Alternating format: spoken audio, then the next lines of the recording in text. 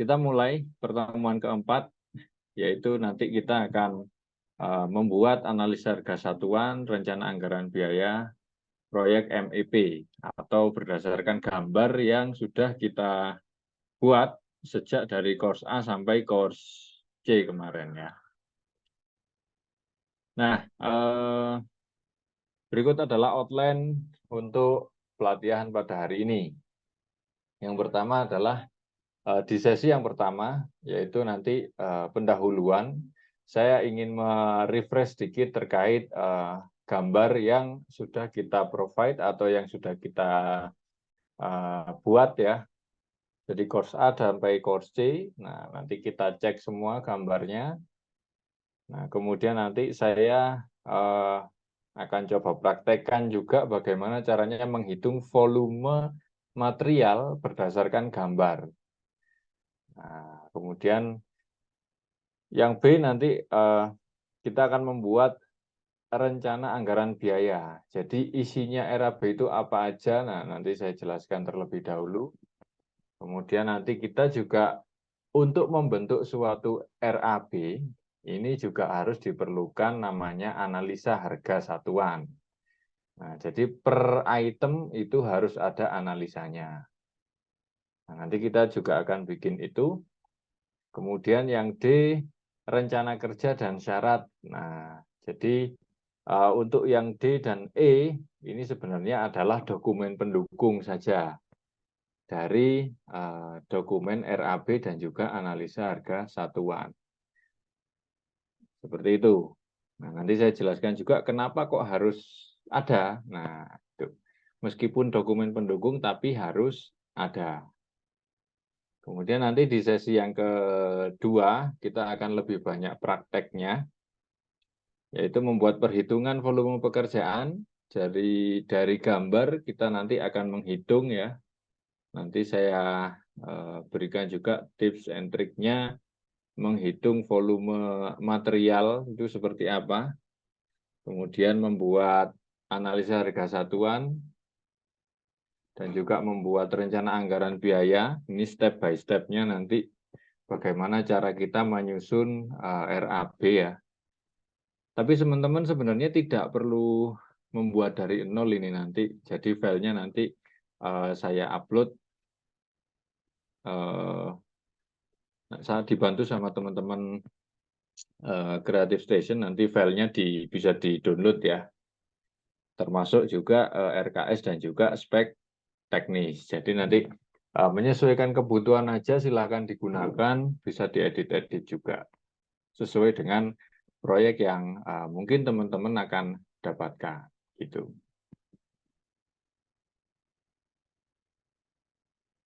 Oke, sebelumnya ada kuis dulu, bisa dikirimkan polls-nya oleh teman-teman CS. Nah, jadi masih merefresh dari pertemuan yang kemarin ya. Nah, jadi saya sedikit merefresh apa sih peralatan listrik yang mengubah bentuk menjadi suatu bentuk energi yang lain. Nah, yuk apa nih? Kira-kira.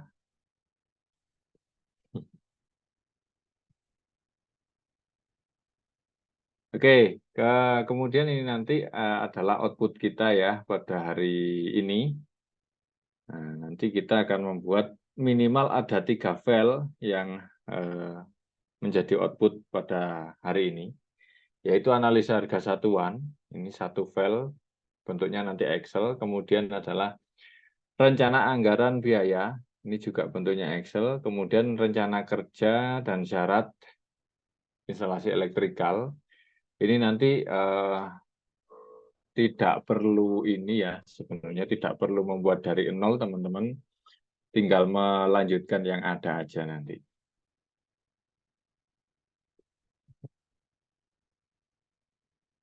Oke, sebelum kita masuk ke ini, mungkin saya terangkan dulu terkait rencana anggaran biaya itu apa, fungsinya apa, dan segala macam. Nah, rencana anggaran biaya Itu adalah perkiraan biaya yang akan digunakan untuk melakukan suatu kegiatan ataupun proyek. Nah, jadi memang RAB ini hukumnya wajib ya di kegiatan konstruksi. Karena apa? Karena memang di proyek konstruksi itu sangat erat kaitannya dengan cash flow atau perputaran uang, perputaran anggaran. Nah, RAB sendiri secara fungsi akan digunakan sebagai dokumen kontrol sebenarnya, dokumen kontrol untuk supaya anggaran di setiap masing-masing item pekerjaan itu tidak sampai lolos gitu. Nah, misalkan salah satu contohnya adalah pekerjaan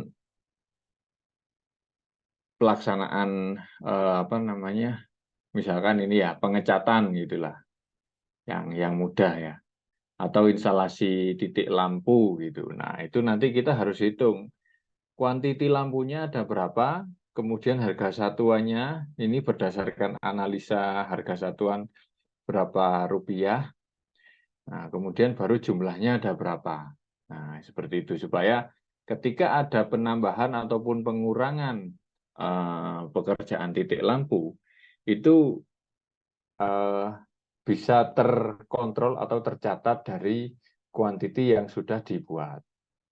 Jadi misalkan kuantiti awalnya 50, ternyata di lapangan, ternyata ada perbedaan gambar antara luasan yang ada di gambar dan juga di lapangan gitu, atau ada revisi lah, revisi denah biasanya seperti itu.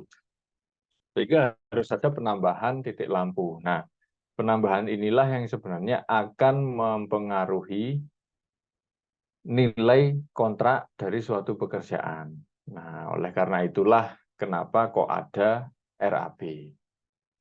Nah, jadi sebelum sebelum konstruksi dimulai ada RAB, nanti setelah konstruksi selesai itu juga ada RAB, namanya mutual check 100 gitu. Jadi RAB yang ada di kontrak dan juga di selesai pekerjaan ini akan ada selisih, biasanya seperti itu.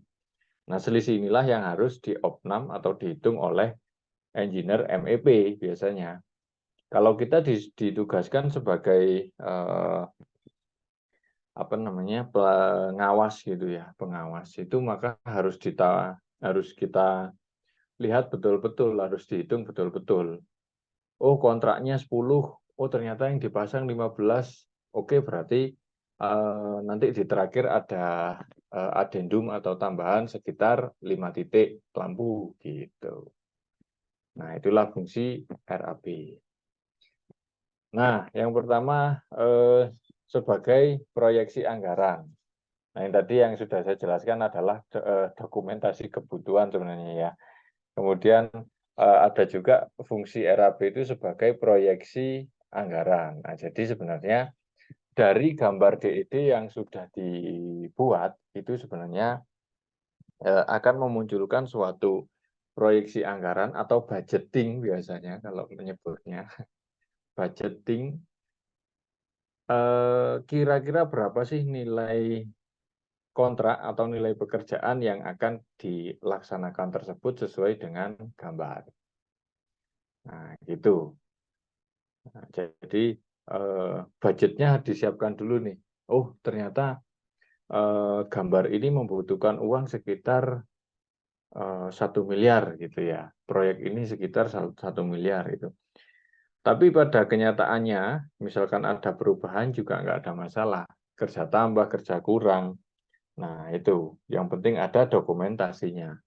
Ada hasil perhitungan ulang, hasil opnam, hasil perubahan di lapangan. Nah, itu fungsi yang kedua tadi, dokumentasi kebutuhan.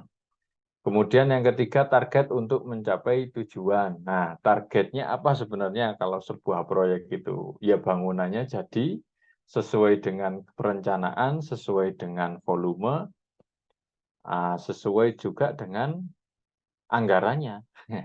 Pasti itu. Nah, jadi memang RAB ini adalah sebagai kontrol point supaya nilai uang yang bergulir di dalam suatu proyek itu tidak liar gitu.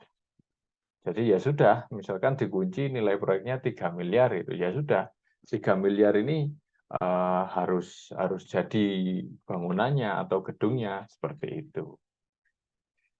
Itu pengertian dan fungsi RAB. Nah, kemudian yang kedua adalah analisa harga satuan. Analisa harga satuan. Nah, analisa harga satuan ini sebenarnya adalah suatu cara menghitung harga satuan pekerjaan yang dijabarkan menjadi beberapa bagian. Nah, ini salah satu contoh ya, yang di sebelah kanan ini gambarnya dibagi menjadi beberapa bagian, yaitu adalah tenaga, bahan, peralatan, dan juga ada overhead dan profit. Gitu. Nah, analisa harga satuan sendiri sebenarnya setiap kali memulai merencanakan RAB, itu yang dikerjakan tuh AHS dulu. Nah, jadi membuat analisa harga satuan dulu, dihitung, misalkan pekerjaan instalasi listrik gitu ya, itu butuh tenaga kerja berapa, misalkan pekerjanya satu, tukangnya satu, itu kan udah bisa nyala sebenarnya lampu, pekerja satu, tukang satu. Kemudian bahan apa aja nih? Bahan ada kabel, konduit, kemudian saklar, dan segala macam ya. Fitting lampu, nah itu. Nah itu nanti harus dijabarkan juga. Berapa nilai rupiahnya, itu juga harus dimasukkan sini. Sehingga nanti kemudian ada peralatan juga yang digunakan. Nah, peralatannya juga harus dihitung kalau di proyek. Jadi memang ada beberapa, ya nggak beberapa sih, kebanyakan kontraktor itu peralatan itu sewa ada gitu. Jadi peralatan pun juga harus dihitung. Misalkan peralatan ini adalah hand tools, itu pakai tang, obeng, nah segala macam itu dihitung. Kemudian pakai tangga. Kemudian apalagi nanti kalau misalkan ada testing and commissioning, pakai insulation tester atau misalkan pakai earth tester. Nah itu kan kebanyakan kontraktor yang disubkan. Jadi MEP itu biasanya itu dijual lagi, disubkan lagi. Itu tukangnya tidak punya alat-alat seperti itu, jadi mereka akan sewa gitu. Nah, analisa harga satuan sendiri yang sebenarnya lebih apa ya, yang paling membutuhkan itu adalah MEP engineer di sisi kontraktor sebenarnya. Kok bisa? Ya, karena analisa harga satuan inilah adalah pagar terakhir, pagar terakhir untuk membatasi pengeluaran-pengeluaran yang ada di proyek gitu. Jadi makanya termasuk di sini yang di baris di poin E itu adalah overhead and profit di situ 10%. Nah, itu jangan sampai lepas gitu. Karena apa? Karena ya itu memang keuntungannya dari si kontraktor gitu. Nah, kita karena kita kemarin memposisikan diri sebagai konsultan perencana ya. Nah, jadi konsultan perencana ini ibaratkan berada di tengah-tengah gitu. Bagaimana kalau saya jadi kontraktor, bagaimana kalau saya jadi owner gitu. Nah, jadi AHS yang kita buat ini sebisa mungkin harus mendekati dari angka yang dibuat oleh kontraktor. Nah, sehingga ketika nanti open tender atau lelang pekerjaan, itu si pemilik proyek, si owner, nanti bisa langsung dengan tepat menebak, oke, Tor kontraktor, kamu saya nego di angka segini ya. Jadi overhead dan profitmu 10% aja, jangan banyak-banyak lah gitu. Nah, itu rekomendasi-rekomendasi dari kita itu. Nah, teman-teman yang akan dan sudah masuk di dunia konstruksi pastinya sudah mengalami yang seperti ini ya. Ditemukan sama kontraktor, kemudian negosiasi klarifikasi, nah pasti akan menemukan hal seperti ini. Nah, biasanya memang supaya enak speak by data, itu memang analisa harga satuan ini harus dipegang oleh masing-masing engineer ketika mau memulai suatu proyek. Gitu. Ketika saat negosiasi klarifikasi itu masing-masing harus bawa memang.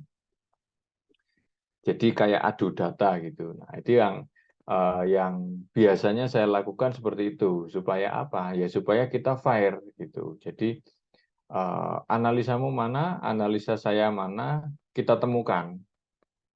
Oh, itu misalkan harga bahanmu nggak masuk akal itu. Itu masa kabel 1 meter harganya 15.000, padahal hanya 4.500. Nah, itu saling cross check. Nah, sehingga kita akan mendapatkan suatu pekerjaan yang sesuai dengan nilainya, gitu. Karena ya secara analogi, misalkan kita tujuannya adalah dari Surabaya mau ke Jakarta, gitu ya.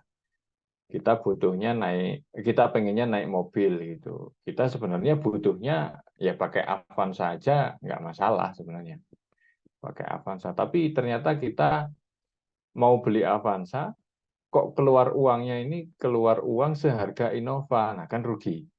Nah, seperti itu. Kemudian yang kedua juga, lah kita naik Avanza saja sebenarnya sudah bisa sampai Jakarta. Kan lewat tol juga, nggak begitu jalannya juga enak kan gitu kan. Nah, tapi ternyata kita dikasih spesifikasi Innova lah ngapain gitu. Nah, disitulah makanya setiap kali sebelum konstruksi itu selalu ada namanya negosiasi klarifikasi yang membandingkan analisa harga satuan dan juga RAB. Nah, gitu. Kemudian komponen pembentuk analisa harga satuan. Nah, seperti yang tadi saya sampaikan, yang pertama adalah material dan bahan, yang kedua upah pekerja. Nah, ini juga harus dihitung upah pekerja per hari ya. Nanti saya contohkan juga bagaimana cara menghitung upah harian per hari dalam satu item pekerjaan. Kemudian peralatan kerja, nah juga harus dihitung. Yang keempat adalah overhead dan profit. Itu. Oke, sebelum lanjut kita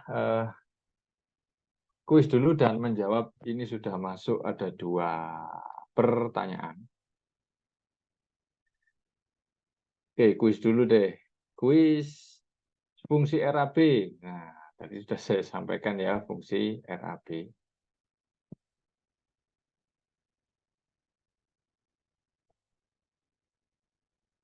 Ada 2 pertanyaan masuk nih. Yang satunya nggak ada namanya.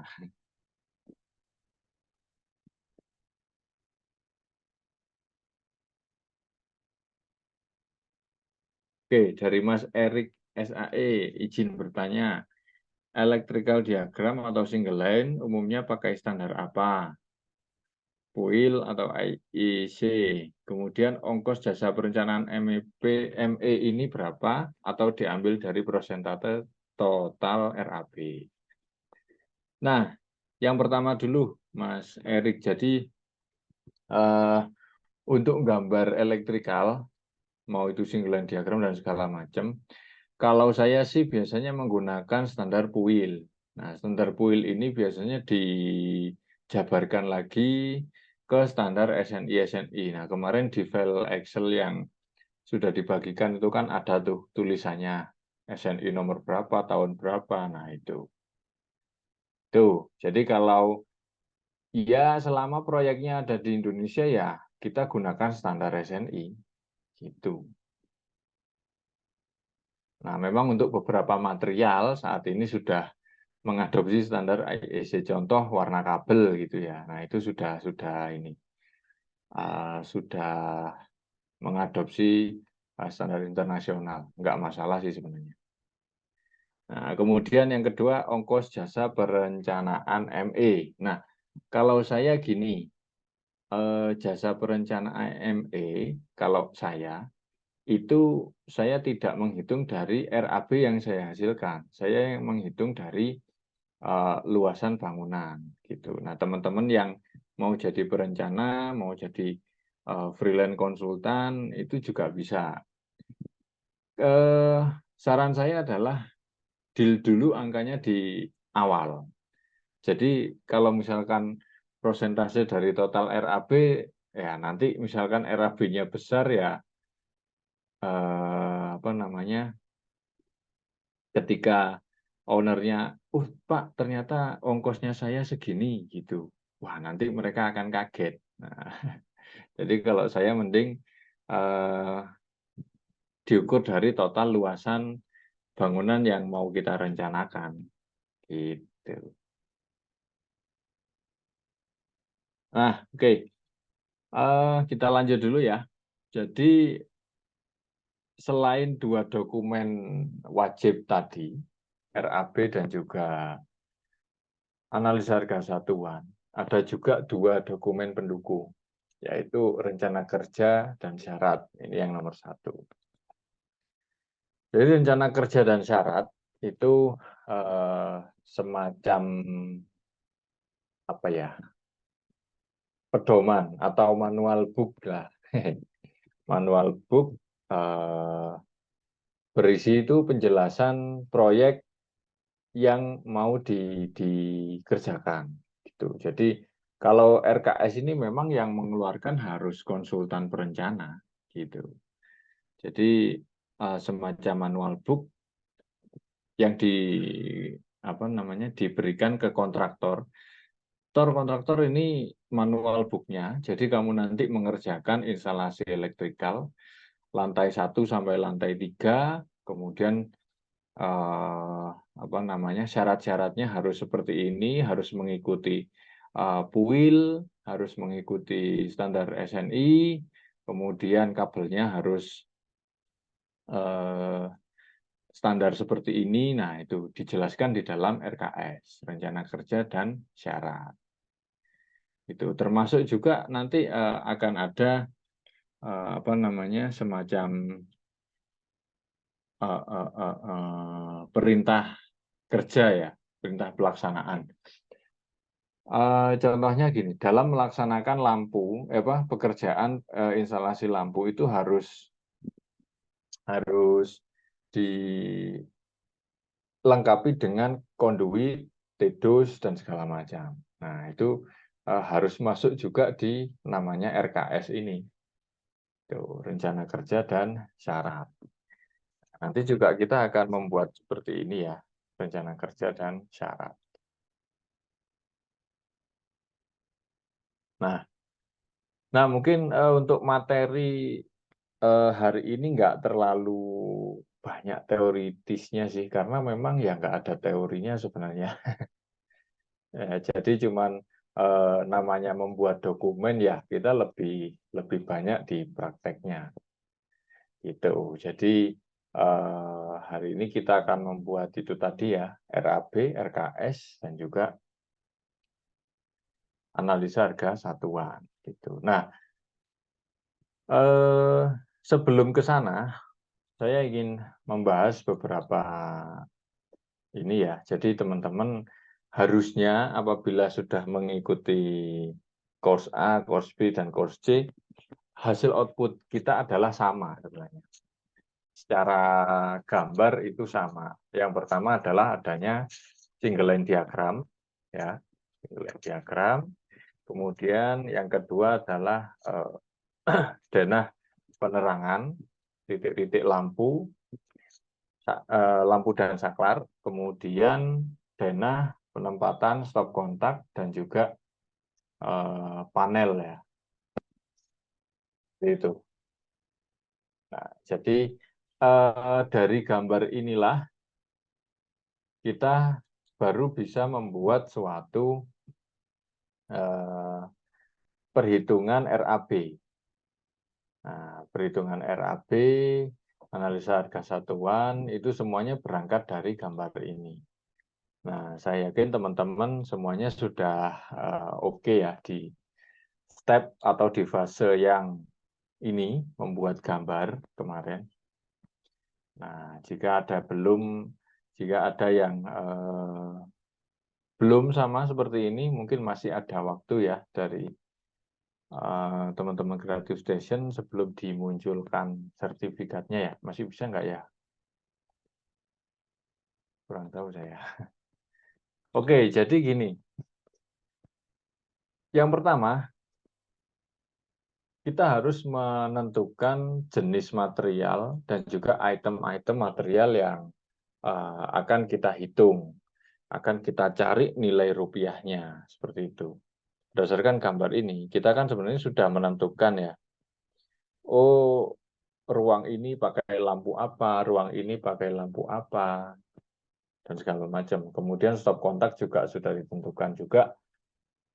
Stop kontak ini nanti menggunakan merek Panasonic, standar aja, kemudian kabelnya kabel ukuran 3x2,5. Nah, itu kita harus clear di fase ini. Itu. Jadi seorang MEP engineer itu memang bisa karena terbiasa. Jadi kalau menggambar seperti ini sambil di apa ya?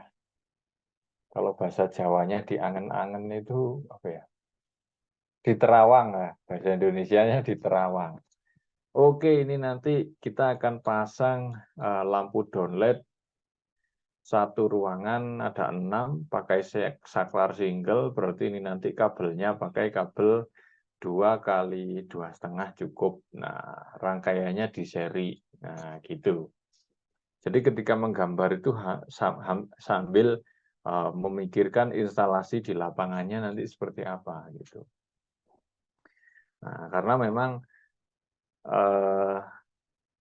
pekerjaan-pekerjaan menggambar itu tidak bisa hanya sekedar menggambar. Kita ini harus bisa menggambar yang bisa diaplikasikan di lapangan. Nah, emangnya ada gambar yang tidak bisa diaplikasikan? Banyak. Nah, jadi saya sedikit cerita ya, menemui beberapa proyek itu gambar-gambar MEP-nya itu tidak nyambung sama gambar-gambar kebutuhan. Nah, sehingga ketika di lapangan saya sendiri itu bingung, ini maunya gimana, konsultan perencananya ini konsepnya gimana, itu nggak jelas. Nah, itu yang tidak boleh, yang jangan sampai kita seperti itu. Nah, jadi gambar kita ini sebisa mungkin harus bisa diaplikasikan di lapangan. Seperti itu. Nah, oke. Yang pertama kita nanti akan menghitung ya menghitung volume. Nah, jadi masing-masing item ini, lampu, stop kontak, saklar ini harus kita hitung. Itu yang pertama. Kemudian yang kedua, kita harus menuliskan juga item-item apa saja yang menjadi pekerjaan instalasi ME. Nah, di sini banyak sekali kan pastinya. Ada panel, ada kabel, ada MCB, dan segala macam. Ada lampu, ada saklar, ada stop kontak. Nah, ini memang harus diketik satu persatu. Item-item apa aja yang nantinya akan kita provide, kita lelangkan. Kemudian kontraktor akan membuat realisasinya sesuai dengan item RAB. Kalau ada yang kelewat gimana Pak itemnya Pak? Nah, kalau ada yang kelewat pastinya akan ada pekerjaan tambah. Ini yang bikin repot sebenarnya. Nah, jadi saya sharing juga RAB kalau tidak lengkap, tidak sesuai gambar itu di lapangan seperti apa. Jadi gini, kontrak itu sebenarnya ada beberapa jenis ya. Ada yang kontrak itu lump sum, ada yang kontrak unit price, ada yang namanya kontrak campuran gitu. Kontrak campuran itu berarti ya lump sum tapi unit price gitu. Based on kontrak ini sebenarnya ada sisi positif negatifnya. Jadi yang pertama adalah kontrak lump sum. Kontrak lump sum ini berarti si owner ini nggak mau tahu, wis pokoknya aku mau satu bangunan ini jadi dalam jangka waktu 6 bulan, kamu tak kasih uang nanti 50 miliar misalkan gitu. Wis pokoknya jadi sesuai dengan gambar perencana wis.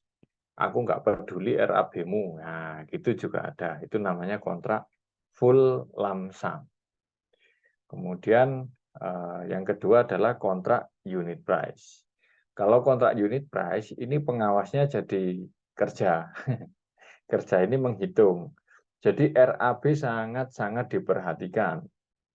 RAB sangat-sangat diperhatikan, baik itu item maupun volumenya, maupun jumlah materialnya. Sehingga apa yang dipasang di lapangan itu harus sesuai dan sama persis dengan yang ditulis di RAB. Nah, itu namanya kontrak unit price. Nah, jadi kalau misalkan kontrak unit price ini ada yang tidak dikerjakan, ya bayarannya si kontraktor akan berkurang. Jadi misalkan kontrak unit price, total kontraknya itu 1 miliar gitu, 1 miliar. Tapi ada beberapa item yang tidak dikerjakan sama kontraktor misalkan, tuh ini kelewat gitu ya. Pengawas tahu nih, kamu nggak ngerjakan ini ya, kamu nggak ngerjakan ini, dicoretlah volumenya. Ketika di akhir pekerjaan atau di saat penagihan, yang ini nggak dikerjakan, yang ini nggak dikerjakan, sehingga yang awalnya kontraknya nilainya 1M, jadi tinggal 800 atau 900 gitu. Nah, kemudian yang ketiga adalah kontrak campuran. Lump sum tapi unit price gitu. Jadi kontrak campuran ini biasanya terjadi karena adanya keraguan-raguan antara gambar yang tidak cocok, tidak sinkron dengan RAB gitu. Sehingga apabila ada pekerjaan yang ada gambarnya tapi tidak ada RAB-nya, itu menjadi pekerjaan tambah yang harus dinegosiasi ulang. Nah, gitu. Tapi ketika ada di gambar, tapi volume dalam RAB ini nggak cocok, itu tinggal namanya penambahan volume, addendum volume. Nah, gitu. Nah, kontrak yang jenis yang ketiga ini yang lebih lebih familiar di proyek-proyek konstruksi karena dianggap lebih fair, lebih adil gitu antara kontraktor, konsultan dan juga pemilik proyek. Gitu, teman-teman. Baik, karena ini prakteknya mungkin agak panjang ya. Nah, jadi untuk sesi 1 ini memang langsung masuk juga ke praktek gitu.